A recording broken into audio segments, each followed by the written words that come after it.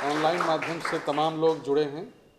पूरे देश से बहुत सारे लोगों ने रजिस्ट्रेशन किया, तो वो सभी इस कार्यक्रम को देख रहे हैं। मैं आप सबका भी, इतनी देर तक हमारे साथ जुड़े रहे आप, मैं आप सबका स्वागत करता हूं। अगला व्याख्यान वैदिक सिद्धांत और श्रीमद् भागवत पुराण पर होने जा रहा है। उसमें 15 से 20 मिनट का समय है। हमारे वक्ता उपस्थित हो चुके हैं। मैं 15 मिनट बाद आपसे फिर जुड़ूंगा। तब तक आप थोड़ा इंतज़ार करें और आते ही मैं फिर से आपको सूचित करूंगा। धन्यवाद।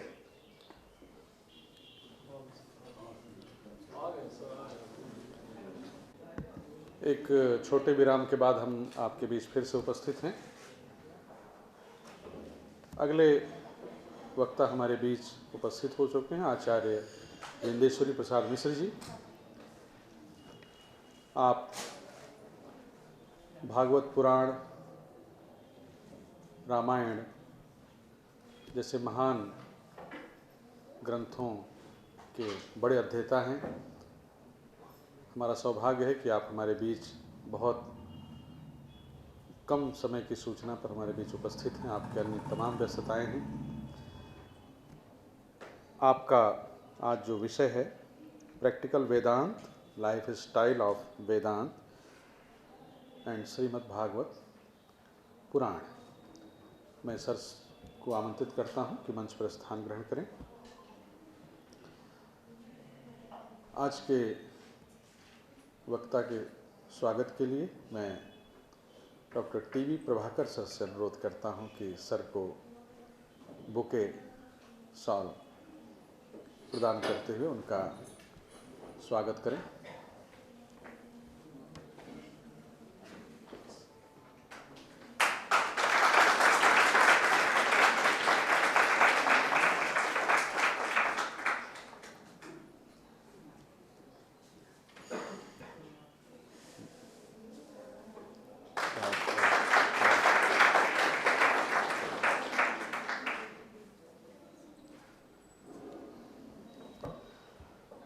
तो बिना किसी विलंब के सभी ऑनलाइन जुड़े हुए प्रतिभागियों और सामने बैठे हुए तमाम प्रतिभागियों के बीच से मैं विदा लेता हूं और सर को आमंत्रित करता हूं कि अपना विशिष्ट व्याख्यान practical Vedanta, lifestyle of Vedanta and Shrimad Bhagavata Purana पर प्रस्तुत करें। प्रोफेसर विंदेश्वरी प्रसाद मिश्र जी।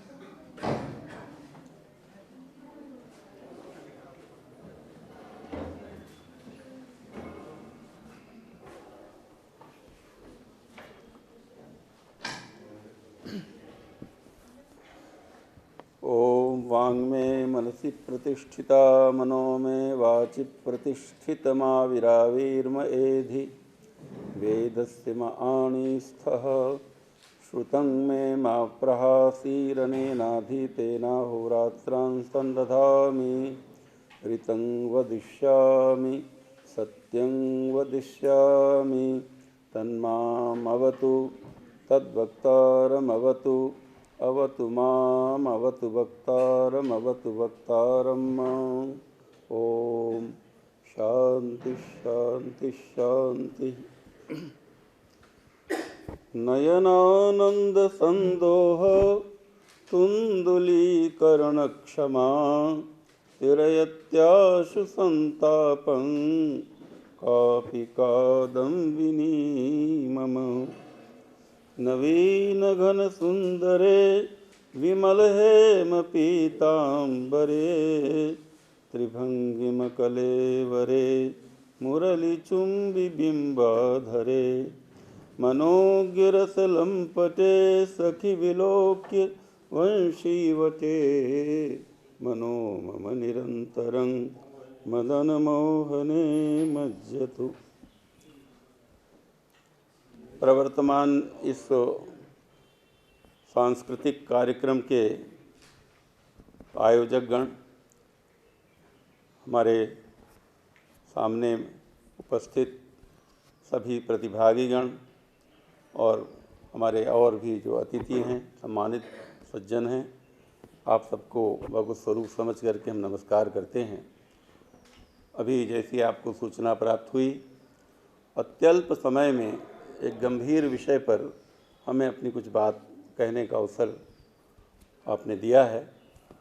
देखिए, वेदांत की जब बात आती है और श्रीमद् भागवत की बात आती है तो दोनों ही बातें बहुत विस्तार चाहती हैं अपनी व्याख्याओं के लिए।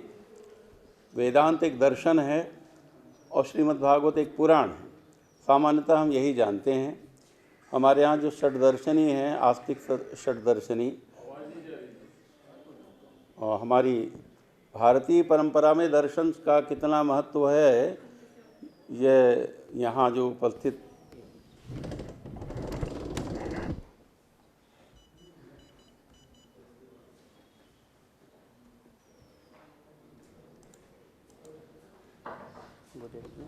हाँ आ रही है।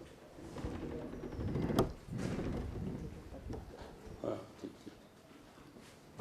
हम चर्चा कर रहे थे कि वेदांत और श्रीमद् भागवत दो पर हमें कुछ ऐसी चर्चा करनी है जो सामयिक भी हो और समय की सीमा में हो। हम प्रयास करते हैं कि दोनों पर हम अपनी कोई बात, शेष बात कह सकें, क्योंकि सामान्य बातें तो पुस्तकों में उपलब्ध हैं। हमने इन विषयों पर जो चिंतन किया है वो हम यहाँ संक्षेप में कहना चाहते हैं। भारतीय दर्शन में चूड़ांत दर्शन के रूप में वेदांत है। ये थोड़ा भी भारतीय दर्शन का जिन्हें ज्ञान है वो जानते हैं। देखिए, भारतीय दर्शन उस तरह का दर्शन नहीं है जिसको हम अन्य दर्शनों के साथ समीकृत करें। वो फिलॉसफी नहीं है, वो केवल बौद्धिक व्यापार मात्र नहीं है। यह दृश्यते अनेन इति दर्शनम, ये इसकी व्याख्या है, जिसके द्वारा साक्षात्कार होता है तत्व का। और इस बात को हमारी श्रुति भगवती भी कहती है, दृश्यते त्वग्रया बुद्ध्या सूक्ष्मया सूक्ष्मदर्शी भी। देखिए, सामान्यतः देखने की क्रिया होती है नेत्रों से, लेकिन अगर नेत्रों के में हम मन और बुद्धि को केंद्रित न करें, कभी कभी हमारे प्रायोगिक जीवन में होता है कि सामने से कोई व्यक्ति निकल जाता है और हम अनवधान होते हैं, उधर ध्यान नहीं देते, तो कोई पूछता है कौन निकल गया, तो हम कह नहीं पाते कि वो निकला तो है। सामान्य निर्विकल्पक सा ज्ञान होता है, लेकिन सविकल्पक ज्ञान तभी हो पाता है जब हमारा मन, अंतःकरण के ही 4 वेद हैं, मन, बुद्धि और चित्त, अहंकार। इसलिए मन की जगह पर बुद्धि भी हम कहते हैं, अनुव्यवसाय आत्मिका बुद्धि इत्यादि। तो तात्पर्य है कि सामान्य जो ज्ञान संसार का है वह बुद्धिपूर्वक होता ही है, इसमें कोई संदेह नहीं। तो ये जो तत्व का ज्ञान है, क्या यह भी बौद्धिक व्यापार मात्र से सिद्ध हो जाएगा? यह बड़ा कठिन कार्य है। इतनी भी पुस्तकें पढ़ करके हम उस तत्व ज्ञान को प्राप्त नहीं कर सकते जब तक हमारे भीतर वह अग्र बुद्धि, सूक्ष्म बुद्धि, दृश्यते त्वग्रया बुद्ध्या, तू यहाँ व्यावर्तक, सामान्य बुद्धि से नहीं। जब वो सूक्ष्म बुद्धि जागृत हो, तो सूक्ष्म बुद्धि की जागरण के लिए क्या करना चाहिए? वेदांत में अनुप्रवेश के लिए, देखिए आप जानते हैं, जिन्होंने शांकर वेदांत या वेदांत का सामान्य भी जिनको परिचय है, तो वेदांत का अधिकारी कैसा होता है? वेदांत की एक सामान्य जो छोटी पुस्तक पढ़ाते हैं हम लोग विद्यार्थियों को, वो वेदांत सार, उसमें ही प्रमाता होना चाहिए। मूल बात तो है, उसके सारे और विशेषणों पर चर्चा नहीं करेंगे। तो प्रमाता होने के लिए, प्रमाता एक टेक्निकल शब्द है, पारिभाषिक शब्द है, तो उसके लिए हमारे भगवत्पाद शंकराचार्य जी कहते हैं कि उसके लिए जो क्या होना चाहिए? साधन चतुष्टय संपन्न प्रमाता होना चाहिए। साधन चतुष्टय क्या है? सबसे पहले तो वेदांत का परम लक्ष्य है उस आत्म तत्व का ज्ञान। देखिए, एक है इदम, इदम में सारा संसार हम दिखाई हमको समझ में आता है। इदम का अगर हम एक एक पदार्थ का अन्वेषण करते जाएंगे, वैज्ञानिक की जो धारा है वह इदम की धारा है। इदम को लेकर के वो चलता है और प्रयास करता है कि मैं इदम के मूल को पकड़ पाऊँ। वो पकड़ पाया कि नहीं पकड़ पाया यह भी कहना कठिन है। लेकिन हमारे जो वेदांत की पद्धति है, हमारे जो अध्यात्म ज्ञान की पद्धति है, वो अहं को लेकर के चलती है। हम ऐसा मानते हैं कि यथा ब्रह्मांड पिंडे तथा ब्रह्मांडे, हमारे शरीर में और हमारे भीतर ही सब कुछ वह है जो बाहर है। तो अगर हम अपने भीतर का अन्वेषण कर लेते हैं तो फिर हमें बाहर की वस्तु भी हस्तामलकवत हो जाती है। हाथ में रखे आंवले को जैसे हम उलट पलट के देख सकते हैं। तो वेदांत की बात हमें कह रहे थे, उसके लिए जो सूक्ष्म बुद्धि की बात हमने कही, वही सूक्ष्म बुद्धि आती है साधन चतुष्टय के अनंतर। साधन चतुष्टय में 4 चीज़ें हैं, 4 वस्तुएं हैं। एक है नित्य वस्तु विवेक। ये संसार में कौन सी चीज़ टिकने वाली है और कौन सी नहीं टिकने वाली। हमारा सारा जीवन तो बीत जाता है अनित्य वस्तुओं को में ही बीत जाता है। उन्हीं को स्थिर मान करके हम उन्हीं में रमे रहते हैं। हमारा शरीर स्थिर नहीं है, हमारी अवस्था स्थिर नहीं। यौवन अस्थिर है क्या? नली स्थिर है क्या? नहीं है।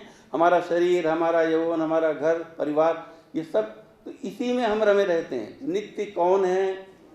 क्या हम नित्य, हमारे जीवन में कुछ नहीं है? ऐसा होता तो संभव नहीं है। हम तो नित्य हैं ही, क्योंकि बाल्यावस्था में यो हम बाल्ये पितरा वनो भौम, हमारी श्रुति कहती कि बचपन में जो हमने पिता माता का अनुभव किया था, आज जब हम बूढ़े हो गए, अधेड़ हो गए, तो अपने नाती पोतों का अनुभव करने वाले हम यही वही हैं। शरीर में परिवर्तन हो रहा है तो सिद्ध हुआ कि कुछ परिवर्तनशील है और कुछ नित्य है। तो इस नित्य का जो अनुसंधान करने वाली एक बुद्धि हमें जागृत करनी पड़ेगी। नित्य क्या है, अनित्य क्या है, नित्यानित्य वस्तु विवेक। और फिर क्या है कि देखिए, नित्य समझ करके, सुखप्रद समझ करके ही तुम पदार्थों में रमते हैं। सारे युद्ध जो आज विश्व में हो रहे हैं, चाहे राष्ट्रों के बीच में हो, चाहे मानवों के बीच में हो, वह सब राग द्वेष की ही तो परिणतियाँ हैं। और राग द्वेष क्या है कि इन इंद्रिय 5 ज्ञानेंद्रियों के द्वारा जो हमको सुख मिलता है, हमको यह प्राप्त हो जाए, धन प्राप्त हो जाए, वैभव प्राप्त हो जाए, तृप्ति प्राप्त हो जाए, तो इस संसार में तृप्ति प्राप्त होने वाली नहीं इंद्रियों के मार्ग के द्वारा, तो उससे विरक्त होना पड़ेगा। जैसे अभी आप हमारे संचालक महोदय पूर्व व्याख्यान के उपसंहार में कह रहे थे कि जब हमें ये ज्ञान हो गया कि ये जो एलोपैथी दवाएं हैं ये हमारा कुछ भी उपकार करने में समर्थ नहीं हैं, तो इन्होंने पहले पैसा दे करके उसको खरीदा, बड़े सम्मान से रखा, उसको नियमित लेते रहे होंगे, लेकिन जब उन्हें पता चला कि तो व्यर्थ हैं तो इन्होंने उनको कूड़ेदान में डाल दिया। जिस दिन हमको ये पता चल जाएगा कि संसार में जिन पदार्थों के लिए हम लड़ रहे हैं, मर रहे हैं, मिट रहे हैं, एक दूसरे का विनाश करने पर तुले हुए, राष्ट्रों को देखिए आज क्या हो रहा है पूरे विश्व में। यह अगर यह चेतना जागृत हो जाए कि वस्तुतः क्या हमें इस मनुष्य जीवन को प्राप्त करके करनी चाहिए, तो ये सब संघर्ष काहे को हों, किंतु हो रहे हैं। इसलिए नित्य क्या है और अनित्य क्या है, नित्यानित्य वस्तु विवेक, ये पहला हुआ। इसके बाद में इहा मूत्र फल भोग विराग। यह माने इस जीवन में और कोई परलोक का भी जीवन है, ऐसी हमारी मान्यता अध्यात्म की है। इस शरीर के बाद में भी हम रहेंगे, तो जहाँ रहेंगे, जिस रूप में रहेंगे, वही हमारा परलोक है और वहाँ भी हमारे कर्मों का फल मिलेगा। तो मान्यता है कि अगर हम यहाँ अच्छे कर्म करते हैं तो परलोक में भी अच्छे कर्म करते हैं। ठीक है, अच्छे कर्म हम करें, लेकिन यहाँ अच्छे कर्म करके भी उनके फल के लिए अच्छे कर्म करेंगे, तो जब ये पता चलेगा कि उसका फल नहीं होने वाला, जैसे कोई सदाचारी है और जब वो देखता है कि संसार में भ्रष्टाचार व्याप्त है, सदाचारी को तो कोई पूछता नहीं और भ्रष्टाचारी आगे बढ़ जाते हैं, तो सदाचार करना छोड़ देगा।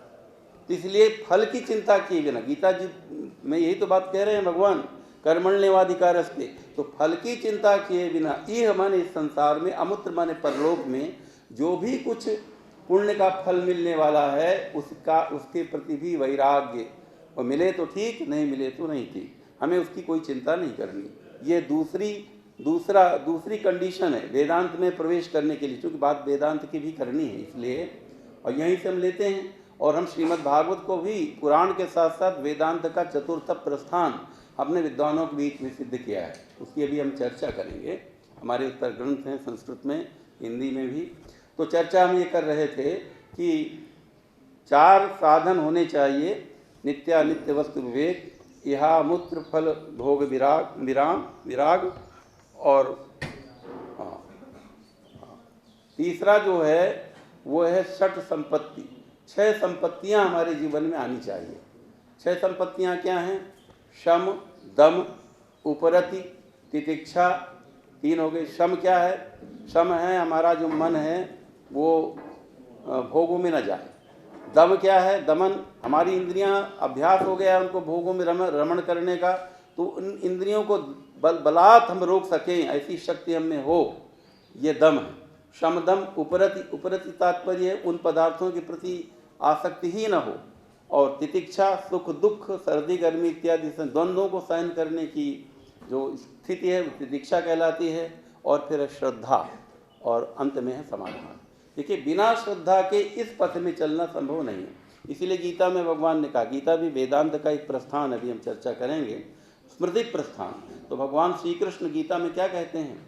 अश्रद्धया हुतं दत्तं तपस्तप्तं कृतं च यत् असदिच्युच्यते पार्थ न च तत्प्रेत्य नो इह। बिना श्रद्धा के कुछ भी किया जाए तो कोई फल प्राप्त नहीं होता। इसलिए श्रद्धा भी षट संपत्ति का एक अंग है।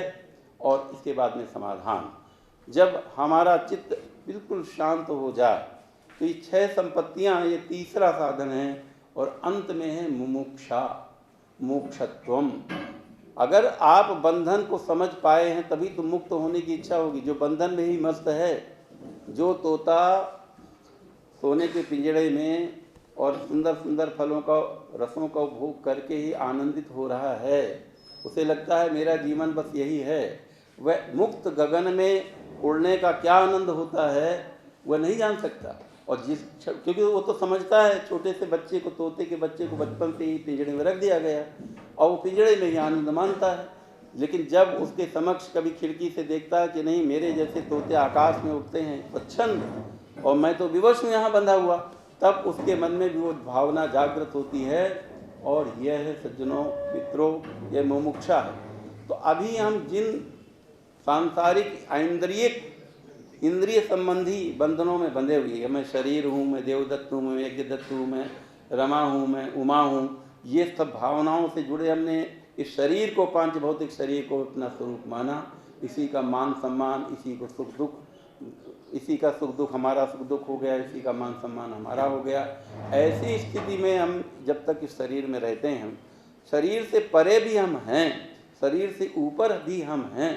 और कुछ नित्य जो हमारी जो क्या स्थिति है परमानंद, हम छोटे से आनंद के बिंदुओं के लिए पदार्थों का संग्रह करते हैं। लेकिन जिस दिन हमें यह ज्ञात हो जाता है कि हम परमानंद स्वरूप हम हैं, पदार्थों में आनंद नहीं। वेदांत कहता है कि देखो सच्चिदानंद तुम ही हो।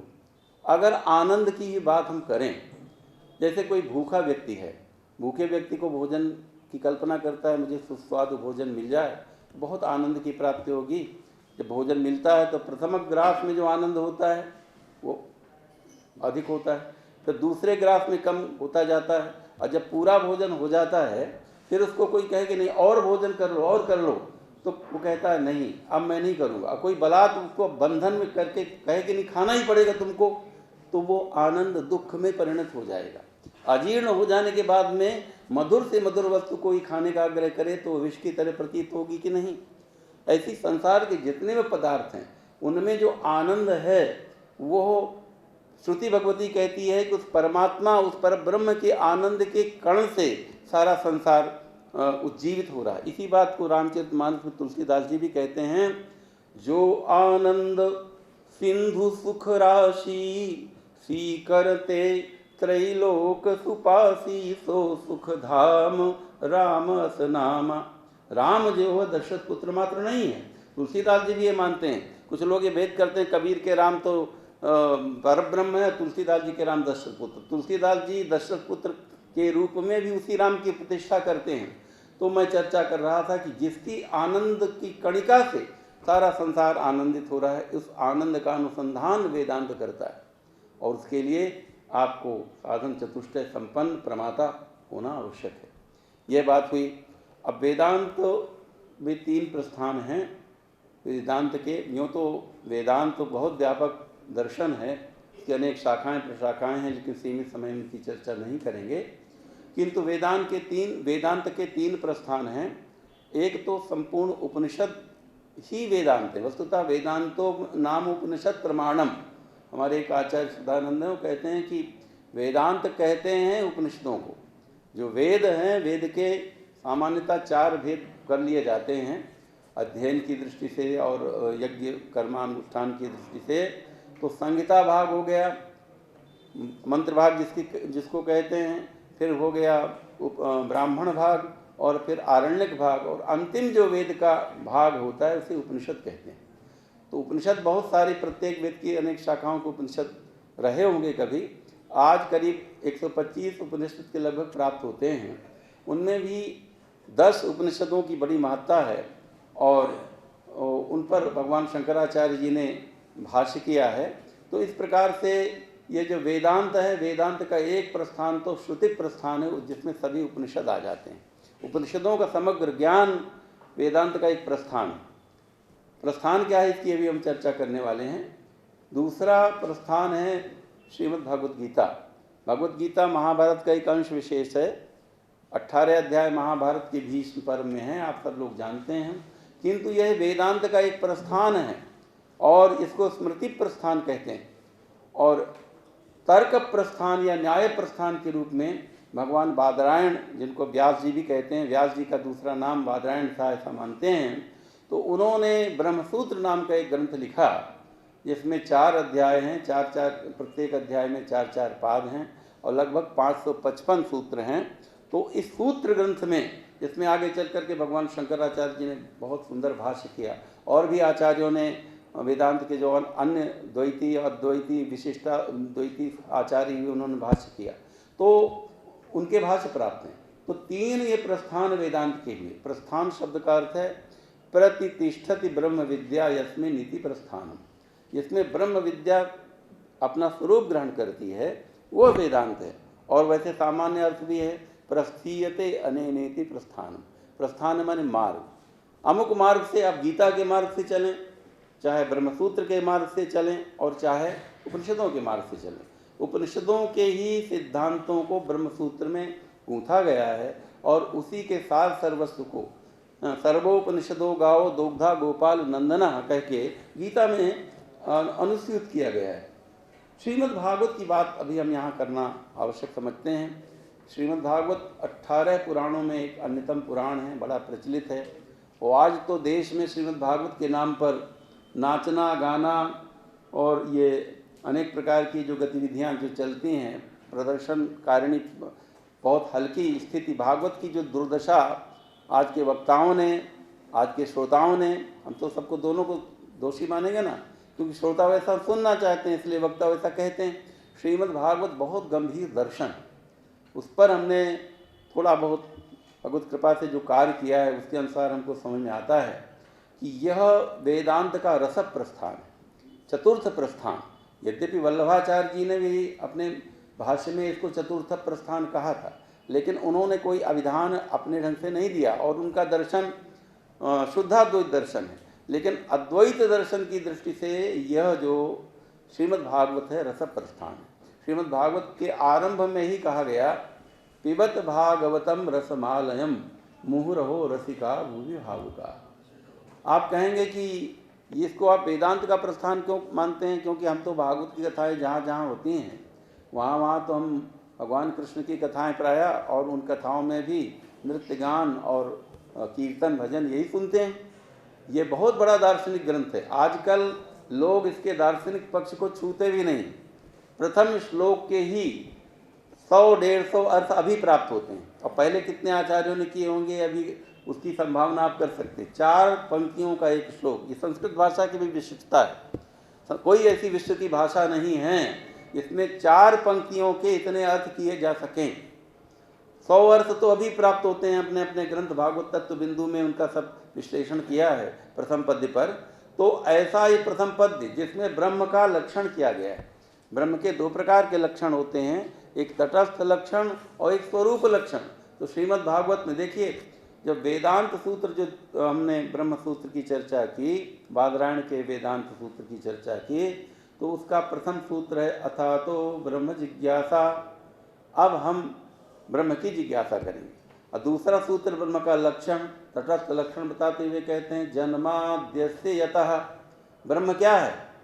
ब्रह्म आप किसको कहते हैं? परम सत्ता क्या है? परम सत्ता का एक सुंदर लक्षण दिया जिससे यह सारा संसार बना। सारा संसार बना बन करके टिका कहाँ है? उसी में टिका है। यह विलीन होगा तो कहाँ जाएगा? उसी में विलीन होगा। श्रुति भगवती का अनुवाद इस सूत्र में किया गया। तैत्तरीय उपनिषद में कहा गया, यतो वा इमानि भूतानि जायन्ते येन जातानि जीवन्ति यत् प्रयन्ति संविशन्तीति तद्विजिज्ञासस्व तद्ब्रह्म। जहाँ से सृष्टि उत्पन्न हुई, उत्पन्न होने पर भी जहाँ टिकी हुई है और जहाँ विलीन होगी। जैसे सोने का आभूषण जब नहीं बना था तो सोने का जो भी आकार था, चाहे वो बिस्किट के रूप में रहा हो, चाहे सिली के रूप में रहा हो, चाहे किसी दंड के रूप में रहा हो, सोना जिस रूप में, पिंड के रूप में रहा हो, सोना था। उससे विविध प्रकार के आभूषण बनाए गए। वो आभूषणों के नाम रूप अलग अलग हो गए, किंतु वस्तुतः वो आभूषण रहते हुए भी अंगूठी और हार तत्वता तो सोना ही है कि नहीं है, हैं? तो सोना आभूषण रहते हुए भी वो सोना ही रहे, और जब ये पिघला दिए जाएंगे, मिट जाएगा इनका आभूषण वाला रूप, तब क्या रहेंगे? सोना ही रहेंगे। तो इसलिए ये सृष्टि जहाँ बनी वह अधिष्ठान सत्ता, जिसमें टिकी हुई है वह सत्ता, और जो जहाँ विलीन होगी, तो इसीलिए इसको छांदोग्य उपनिषद में भी कहा गया, तज्जंग तल्लंग, जहाँ से उत्पन्न होती है, और तद अनति तज्जलानीति, छांदोग्य में जो शांडिल्य विद्या है वहाँ कहा गया। तो देखिए, वेदांत का कहना यह है कि उस परम तत्व को, परम सत्ता को, और पशु तो नहीं जान सकते, उनको तो अपने इंद्रिय भोगों में ही अपना जीवन व्यय करना है, खाना पीना, बस जीवन यही है उनका। किंतु हमारा जो जीवन है, अगर हम विचारशील होकर के विचार करेंगे तो हमको पता चलेगा कि हमारे जीवन में केवल खाना, सोना और ऐसे ही जीवन धारण करना हमारे जीवन का लक्ष्य नहीं है। हमारे जीवन का लक्ष्य कुछ विराट है, कुछ अद्भुत है, और जो अद्भुत लक्ष्य है वो यही है कि सबसे पहले तो हम अपने को जान लें, अहम को जान लें। तो अहम के जानने की का ये दर्शन है। और आज की जो, अगर कोई कहे कि आज तो हर चीज़ की प्रासंगिकता की बात की जाती है, क्या अमुक चीज़ प्रासंगिक है कि नहीं?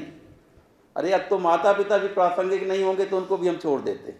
प्रासंगिकता चाहिए, ये कोई ज़रूरी नहीं कि प्रासंगिक हो। पुरानी चीज़ें भी प्रासंगिक नहीं होती तब भी हम उनको सम्मान करते हैं। लेकिन तुरंत प्रश्न होता है कि आज आपके इस अमुक ग्रंथ की क्या प्रासंगिकता, मीमांसा की क्या प्रासंगिकता, क्योंकि अब यज्ञ तो होते नहीं, महायज्ञ तो होते नहीं। तो दुनिया भर का शास्त्रार्थ जो मीमांसा में है, न्याय में है, भाई वो सबकी प्रासंगिकता निकल आएगी निकालने पर। श्रीमद् भागवत और वेदांत की प्रासंगिकता आज यही है कि आज जो दुनिया में अशांति फैली हुई है, अगर उस अशांति को शांति में परिणत करना है, जीवन में सुख समृद्धि उत्पन्न करना है, मानव जीवन में मानव को मानव बने रहना है, तो उसे दर्शन और वेदांत की शरण में जाना पड़ेगा। और सज्जनों, मित्रों, हमारे आप सब युवा लोग हैं, आज हमारा प्रेम पागल हो गया है, विशृंखल हो गया है। प्रेम तो है, प्रेम तो हमारी मनोवैज्ञानिक प्रवृत्ति है, प्रेम तो हम करते हैं, लेकिन हमारे प्रेम में घोर स्वार्थ और भोग वृत्ति जागृत हो गई है। हम जानते ही नहीं कि प्रेम क्या है। अनिर्वचनीयम प्रेम स्वरूपम मूका स्वादनवत, देवर्षि नारद ने कहा। श्रीमद् भागवत प्रीति दर्शन है। हम कहा करते हैं कि राम कथा ज्ञप्ति दर्शन है। रामायण आप पढ़िए, जितनी रामायण पढ़ेंगे, रामायण के दो ही फल। क्या फल हैं? यह संसार, कितना भी आप संसार को साधो, ये संसार तुम्हारा नहीं रहेगा। राम का संसार नहीं हुआ, इस संसार ने राम को सुख दिया क्या? उत्तर रामचरित पढ़िए, राम को रोना पड़ा इस संसार के लिए। से दुख संवेदना एव रामे चैतन्य माहितम, दुख भोगने के लिए राम जैसे व्यक्ति का संसार नहीं हुआ। तो कहा कि हम राम जैसे नहीं बनेंगे, हम रावण जैसे बनेंगे, हम सहस्रार्जुन जैसे बनेंगे। तो कहा सहस बाहु दश बदन आदि नृप, बचे न काल बलीते, हम कर धन धाम समारे, अंत चले उठी रीते। तुम वैसे भी बनोगे तब भी संसार से जाना पड़ेगा, विदा होना पड़ेगा, और राम बन के रहोगे तब भी संसार तुमको सभी प्रेम करें और सुख दें, ऐसा संभव नहीं। तो संसार हमारा नहीं, संसार असार है, संसार संसरती थी संसार है। इस बात का दर्शन कराने का ग्रंथ है रामचरित, चाहे वो रामचरितमानस हो, चाहे वाल्मीकि रामायण हो, चाहे वो रामचरित के कोई और ग्रंथ हो। रामचरित की फलश्रुति है ज्ञप्ति दर्शन, भगवत गीता की फलश्रुति है प्रतीति दर्शन। अर्जुन जैसे भूल गए थे, पहचान जिसको कहते हैं, पहचान किसी को ना हो तो अब हाँ, अब मुझे पहचान हो गई।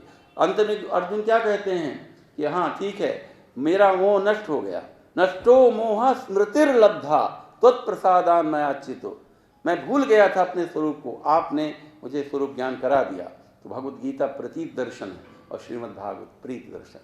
यहाँ जो प्रीति है, प्रेम है, वह देखिए कृष्ण का प्रेम, नारायण के प्रति प्रेम, भगवान विष्णु के प्रति प्रेम, ये वस्तुतः पुरुष विशेष के प्रति प्रेम नहीं है, अन्य के प्रति प्रेम नहीं है।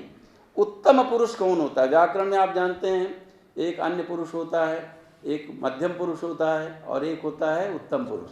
तो वस्तुतः कोई भी किसी से प्रेम करता नहीं। यह हमारे उपनिषद में मैत्रेयी संवाद में कहा गया कि आत्मनस्तु कामाय सर्वः प्रियम भवति, सभी अपने अपनी कामना के लिए प्रेम करते हैं, अपने लिए प्रेम करते हैं। अर्थात अगर हमें पता चले कि हम जिससे प्रेम करते हैं वह तो हमें प्रेम नहीं करता और हमें दुख देगा, तो हमारा प्रेम वहीं सूख जाएगा, हमारी प्रेम का झरना वहीं सूख जाएगा।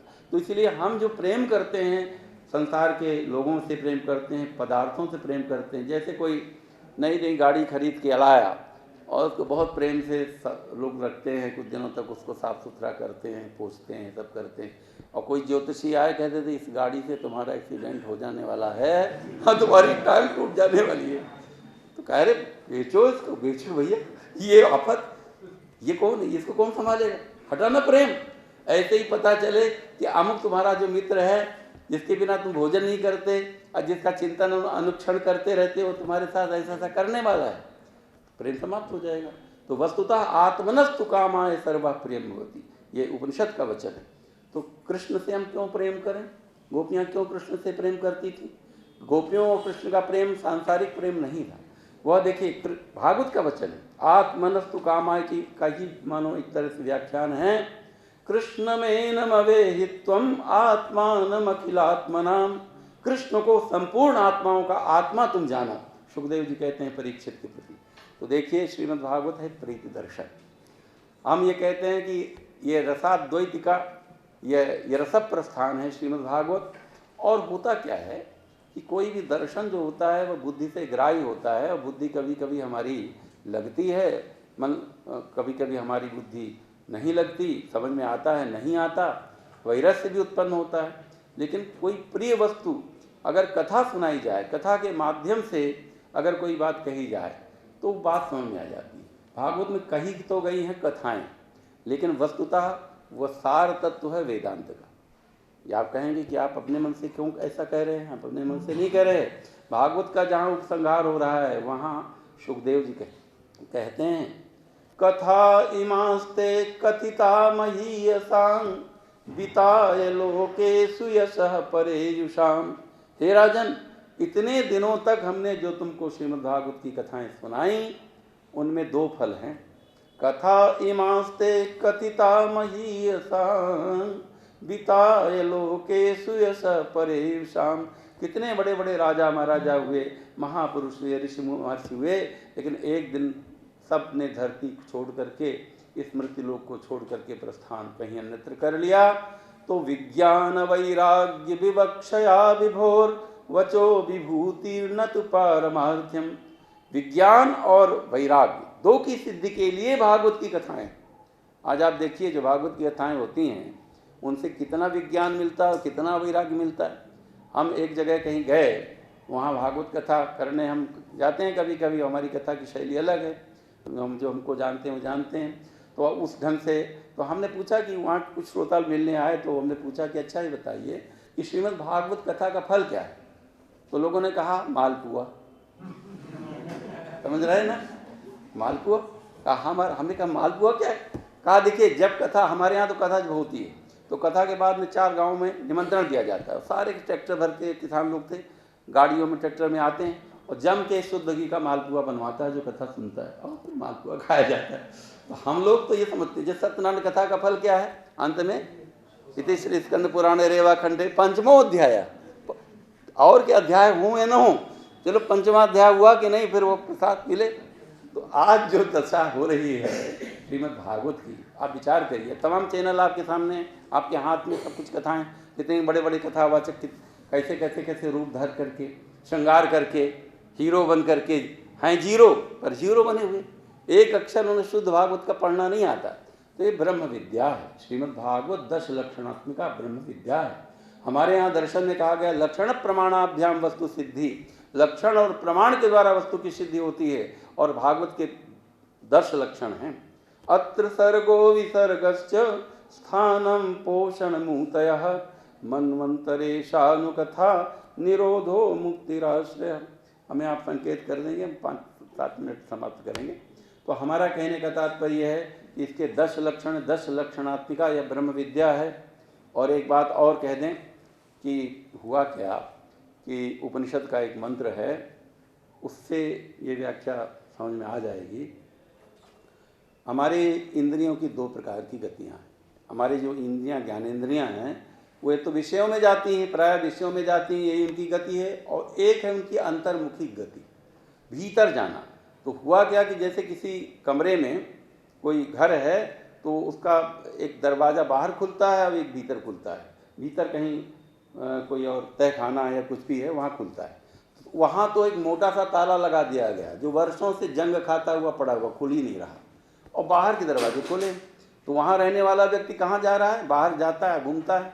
ऐसे ही हमारे अंतःकरण में, रूपी घर में 2 द्वार हैं, एक भीतर जाने वाला द्वार है, एक बाहर जाने वाला द्वार है। बाहर जाने वाले तो 10 द्वार हैं, जाते रहते हैं, 5 ज्ञानेंद्रियों में जाते रहते हैं, लेकिन भीतर के द्वार को बहुत कम लोग तोड़ पाते हैं। इसीलिए श्रुति भगवती ने कहा कि परांचिखानि व्यतीर्ण स्वयंभू तस्मात् परांग पश्यति नान्तरात्मन। परमात्मा ने हमारी खान मन इंद्रियों को बहिर्मुख बनाया, इसलिए बाहर ही भटकती रहती हैं, भीतर के जो आनंद तत्व को जान नहीं पाती। परांचिखानि व्यतीर्ण स्वयंभू तस्मात् परांग पश्यति नान्तरात्मन कश्चित धीरः प्रत्यगात्मानमैक्षत आवृत्य चक्षुरमृतत्वमिच्छन्। कोई ऐसा धीर पुरुष है जो अपने नेत्रों को पीछे की ओर मोड़ करके उस दरवाजे को खोलता है। तो श्रीमद् भागवत उस दरवाजे को खोलने का एक बहुत बड़ा विज्ञान है। इसीलिए हमने कहा कि संपूर्ण भागवत की कथाओं का, और उस विज्ञान की शर्त है कि वैराग्य जीवन में आए। इधर से अगर विरक्त नहीं होंगे, पात्र खाली नहीं होगा। जिस पात्र में अभी आप धूल और कूड़ा भरे हुए हैं, अगर उसको आप रिक्त नहीं करेंगे तो आप उसमें मधुर पेय, अमृत पेय कैसे भर सकेंगे? इसलिए विज्ञान वैराग्य विवक्षया विभो वच विभूति न तो परमार्थ्यम। सारी कथाओं का फल, सारे तत्व चिंतन का फल, श्रीमद् भागवत का फल आपसे हमारा केवल अनुरोध है। यह तो एक बहुत सामान्य परिचयात्मक हमारा व्याख्यान है।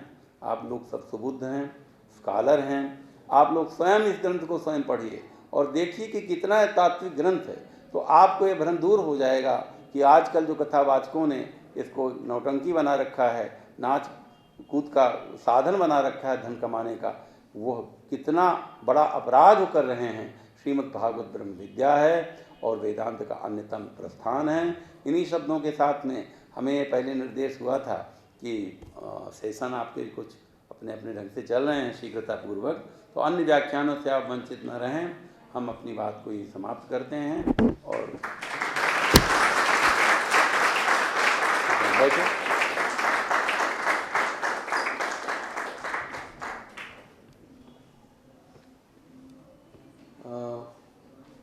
ये जो विषय है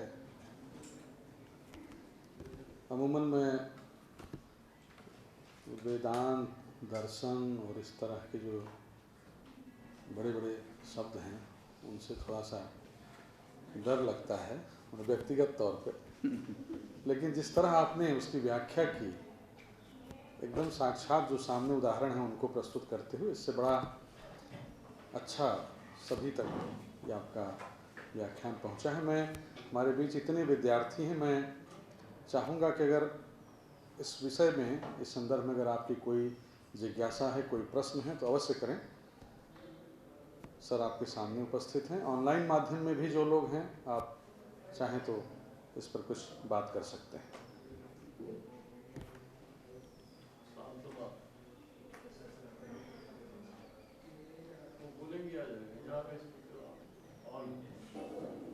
मैडम आप बोल सकती हैं, हम इसको सुन रहे हैं। सर वेद कैसे पढ़ा जाए निरंतर रूप में ये संस्कृत के विद्यार्थी नहीं है तो हम कैसे पढ़ सकते हैं अगर हमें वेदों का अध्ययन करना है? वेद का अध्ययन सरलतम रूप में। देखिए, आज तो बहुत प्रकार की व्याख्याएं, कुछ गुना नहीं था लेकिन मैं छू दिया। वेद का सामान्य जो अध्ययन है, कुछ परिचयात्मक पुस्तकें सभी भाषाओं में, आप अंग्रेजी में बहुत सारी पुस्तकें हैं, और हमारे मित्र हमारे सदाशिव जी ये सब बताएंगे। तो ये पुस्तकें प्राप्त होती हैं वेद के परिचय के विषय में, और वेदों को अगर साक्षात पढ़ना है तो उनकी कमेंट्री भी अंग्रेजी में उपलब्ध हैं, हिंदी में भी उपलब्ध हैं, उनको पढ़िए और स्वयं पढ़ करके फिर हाँ कुछ कह। अब इस समय तो मैं कोई ऐसी पुस्तक नहीं बता सकता, लेकिन आप लाइब्रेरी में देखेंगे तो बहुत पुस्तकें मिल जाएंगी। और वेद पढ़ने के लिए वैसे तो परंपरा से किसी अच्छे वेदज्ञ के पास में आपको जाना चाहिए, क्योंकि ये इसकी एक टेक्निकल टर्मिनोलॉजी भी होती है, वो बिना उसके समझ में आती नहीं। तो जैसे हर विद्या को पढ़ने के लिए कुछ चाहिए उसका अधिकारी विद्वान, इसलिए आप थोड़ा उस दिशा में प्रयास करें।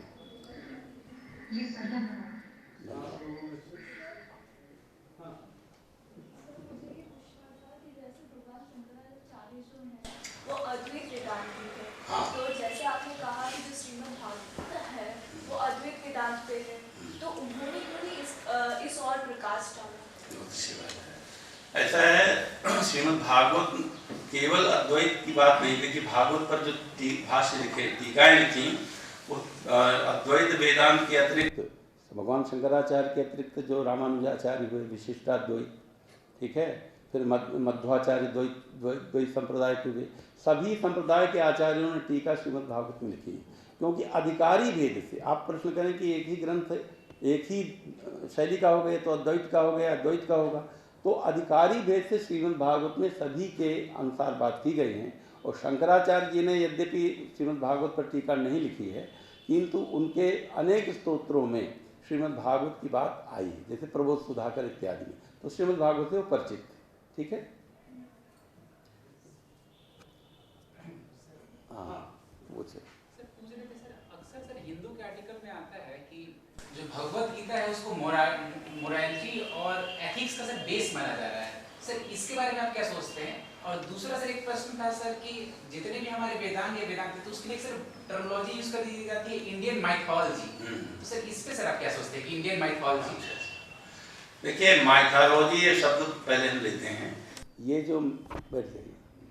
जो मिथक या माइथोलॉजी, मिथ कहने की परंपरा है, ये तो पश्चिम की देन है। हमारे यहाँ अब आधुनिक एक शब्द चला है प्रतीकात्मक, मिथ की जगह। लेकिन हमारे यहाँ 3 प्रकार की शैलियाँ हैं, एक आदि भौतिक शैली, एक आदि दैविक शैली और एक आध्यात्मिक शैली। एक ही कथा के 3 अर्थ हो सकते हैं, उनकी व्याख्या अगर कोई करे तो भगवत गीता तो देखिए एक ऐतिहासिक तथ्य है। महाभारत का युद्ध हुआ था ऐसा हम मानते हैं, कोई माने या न माने, लेकिन महाभारत का तो वो श्री कृष्ण ने अर्जुन को उपदेश दिया, ये तो इतिहास हो गया, ये हो गया उसका आधिभौतिक सत्य।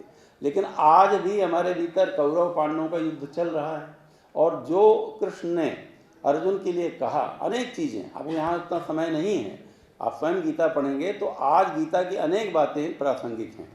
तो आप माइथोलॉजी की जो बात कर रहे हैं, मिथ की बात कर रहे हैं, उसमें कुछ लोग ये मानते हैं कि हमारे पुराणों के जो पात्र हैं वो ऐतिहासिक ना होकर केवल प्रतीक थे, तो वो ऐसा नहीं है। उनको माइथोलॉजी की दृष्टि से हम मिथ नहीं कह सकते हैं, उनको हम ऐसा कह सकते हैं कि वो ऐतिहासिक भी थे और वो उनका आध्यात्मिक भी अर्थ है। एक तो ये प्रश्न पहले आपने कुछ पूछा था, पहले आपके प्रश्न का जो पहला अंश था मैं याद नहीं कर पा रहा हूँ।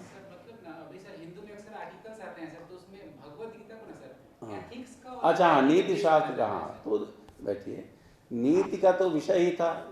एक कितने बड़े नीतिकार थे कृष्ण, और कितना बड़ा नीति का ग्रंथ भगवत गीता हुआ कि जो हाँ हथियार डाल करके बैठा था और इतना बड़ा माने युद्ध हार गया था, पहले क्षण में युद्ध में प्रवेश करते ही जो व्यक्ति हार गया था, हथियार डाल दिया था, उसके धनुष मेरा गिर रहा है, हाथ पैर कांप रहे हैं, उस व्यक्ति को उन्होंने खड़ा कर दिया और भीषण महाभारत के युद्ध में, क्योंकि ये युद्ध जो था धर्म अधर्म के बीच में था, अगर वो व्यक्ति हार जाता मतलब पहले ही अर्जुन या पांडव, तो संसार में विजय किसकी होती?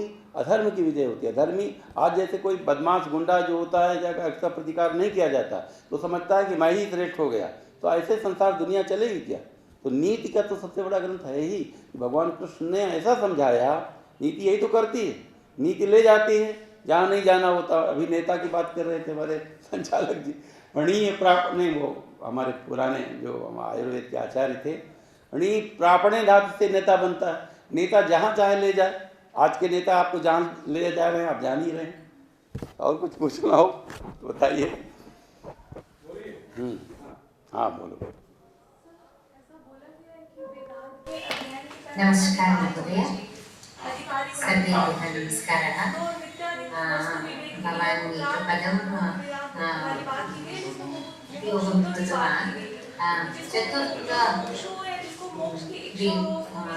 चतुर्थप्रस्थान, तत् 100% सत्यम्।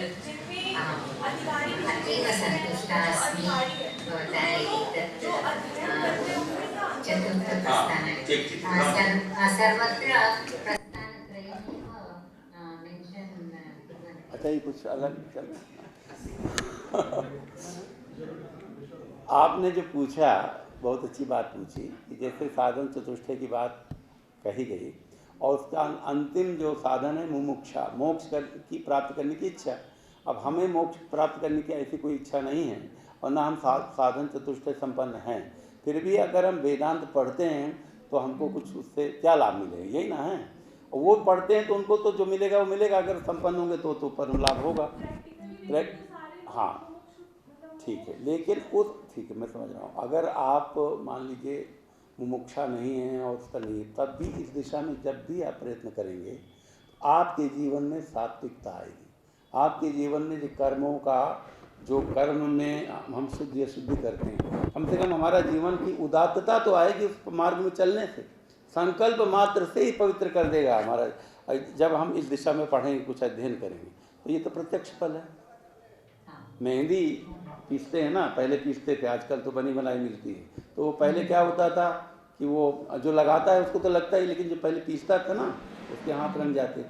तो इस प्रकार जो इसकी चर्चा भी करता है, इन ग्रंथों की, इनका अध्ययन भी करता है, कुछ भी समझ में नहीं आता उसको, उसका भी बहुत बड़ा कल्याण हो जाता है, यह मानते हैं। लता जी हैं वो प्रश्न पूछ रही हैं। हाँ, आपका प्रश्न हमें समझ में आ जाए बस। सम्मेलनं ज्ञानभक्ति का बहु सन्तुष्टा अस्मि महोदय, धन्यवादः। धन्यवाद।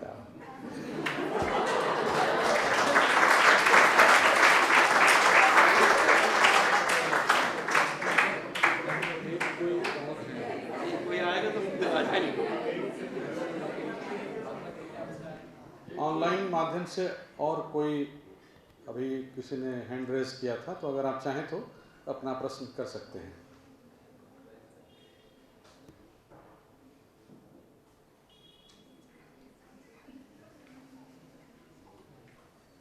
धन्यवाद हो गया।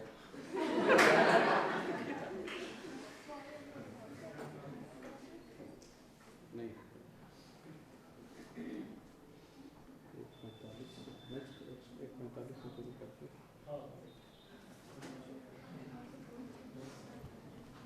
आज का यह सत्र यहीं पर संपन्न होता है। ऑनलाइन ऑफलाइन दोनों माध्यमों से जुड़े हुए सभी दर्शकों का बहुत बहुत आभार। सभी वक्ताओं के प्रति भारत अध्ययन केंद्र और श्री सत्य साईं मानव अभ्युदय विश्वविद्यालय की ओर से हम पुनः आभार व्यक्त करते हैं। अगला जो सत्र होना है वह पुरुष सूक्त पर होना है और इसके लिए वेद विद्या के प्रतिष्ठित आचार्य प्रोफेसर विजय शंकर शुक्ल जी हमारे बीच उपस्थित रहेंगे। अगला सत्र हम 1:45 से शुरू करेंगे। तब तक के लिए नमस्कार। आप चाहें तो ऑनलाइन माध्यम वाले इसी तरह जुड़े रहें। और 1:45 पर फिर से हम आपसे बातचीत करेंगे। धन्यवाद।